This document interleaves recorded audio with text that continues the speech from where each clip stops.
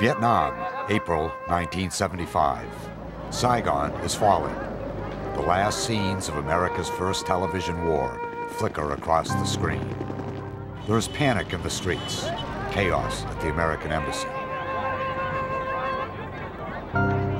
For Americans watching at home, when the last helicopter lifted off, the drama was over. But what happened to the Vietnamese we left behind?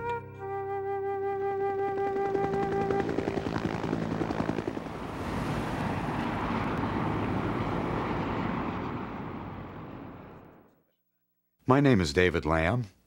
I covered the fall of Saigon as a young reporter, and now I'm back as a correspondent for the Los Angeles Times.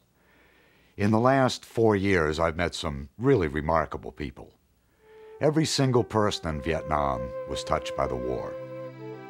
These are 6 of their stories. A fatherless boy befriended by the Marines in the early days of the war, who flees his homeland in 1975, only to return a generation later. A South Vietnamese pilot trained in Texas, who, to avenge his father's death, becomes a Viet Cong collaborator and earns his place in war history. A mother who sends her children to safety in the war's final days, then spends the next decade searching for them. A young photographer who captures the suffering of his people and is sentenced to exile within his own country.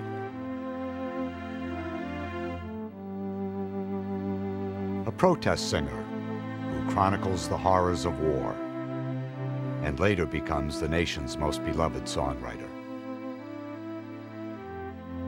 And a committed revolutionary who carries her beliefs through 7 years of prison and torture to peacetime Vietnam. These stories become Vietnam Passage, Journeys from War to Peace. Vietnam Passage has been made possible by grants from the Atlantic Philanthropies, Mary Lynch and Company Incorporated, Vietnam Veterans of America Foundation, the Albert Kunstadter Family Foundation, Nike Incorporated, and Friends of Vietnam Passage. A complete list of those individuals is available from PBS.